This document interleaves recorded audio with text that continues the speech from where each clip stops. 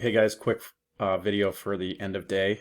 Just kind of recap and kind of not a warning, but just a heads up for anybody who trades the spiders, S&P, SPX, options on them. Um, so this is a 5-minute chart on the ES, which is the future, but like I've stressed in previous videos, the chart will look the same if it's spiders or SPX or whatever you're looking at. So you can see that when we came in today, so this is the time down here, that's 8 a.m. Central. So we, right around there is the opening. I don't know if I have it exactly, but anyway, so we shot up right off the open. So we basically went from, where is this here? Right somewhere around the 43.85 level, and shot up. And of course, from the overnight session, this is at 6 a.m., we'd come down and then already moved this much. So in terms of getting on board, pretty difficult, I thought. I attempted a short up here and got stopped. And then I didn't short up here because it just looked like, in my opinion, once we had gotten by this sort of high, somewhere around here, once we had gotten much past that, there was a lot of positive momentum. We got above a pretty key point. I kind of went back and forth thinking about shorting this, but I didn't. And to be honest, I don't think I would have held it because it kind of came back up here and was making some pretty bullish looking moves. So, but what I did do is I did short here at 85, which is super aggressive. But if you didn't short up here, then how do you get on board here, right? Or how do you get on board anywhere down, coming into the support? So it's kind of the only way to sort of get on board. But the video is not about my trades. I'm just trying to give you guys a kind of a heads up here. So, and I got out at 71, I think it was. I was trying to get 60s, 61s, but it just came down and never touched it, and then kind of went sideways forever. So that was but the target was here, just for the record, if anybody cares. But more about what I want to talk about is this area here. So in the early AM, and of course over here it held, and then this held. But this is a really big inflection point. So if we back out to let's say the 60 minute, we can get rid of this line here. So you can see coming in today, this morning we went up, and then I tried to short here and got stopped, and then eventually got on board, and then was positive on the day. Always good to be green, but didn't really hit a home run or anything. So anyway, this area, which is where we're at right now, very significant in my opinion, because we would need to hold this area. So what had happened was we had, pretty sure I talked about this in a previous video, but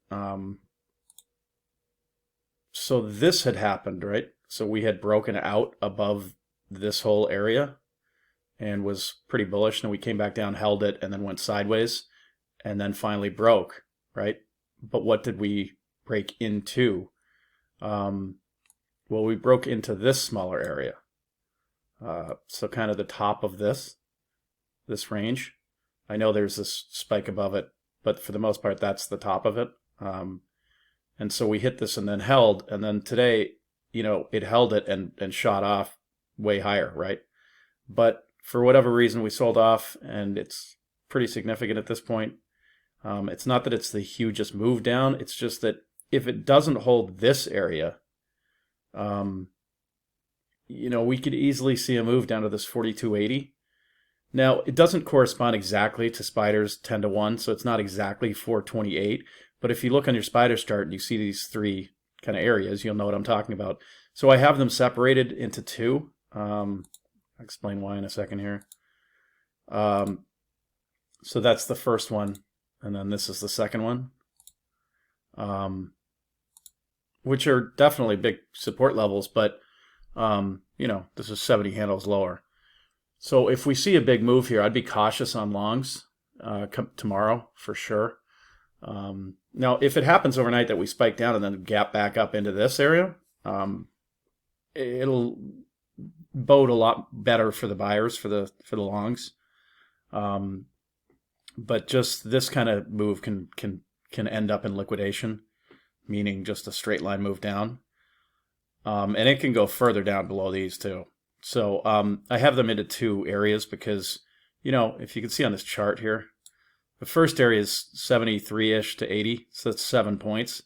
And then kind of the same for this other one. It is all one big, it's a big support level altogether, but it's just, you don't want to draw support levels that are, 20 handles wide, because it's just too wide to trade, because where do you put your stop type thing?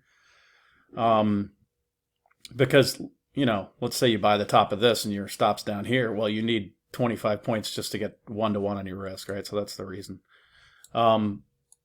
So anyway, I just want to caution everybody, if you're seeing a move down tomorrow morning or in the overnight, it's not financial advice. I'm not soliciting you to trade in any way, shape, or form. I got to use those disclaimers in the videos, unfortunately. But I would just caution against trying to buy this, just because there's a lot of potential for a liquidation move tomorrow. It's not a prediction. I'm just giving you guys a heads up that you might want to be careful here because moves like that can happen fast too. So we'll wait and see. We're right at the close right now at the time of filming this video. It's 3:05 my time, which is Central, 4:05 Eastern. So we'll see what happens in the overnight. But I just wanted to give everybody a heads up if you trade this. The other thing I've mentioned before is even if you're trading individual names, you don't trade the spider itself.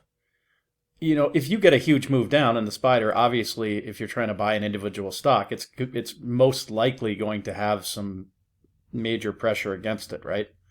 It doesn't have to because each stock is individual, but you got headwinds when you're trying to buy, and you can see we're kind of cracking below this right now, so we'll see what happens here. But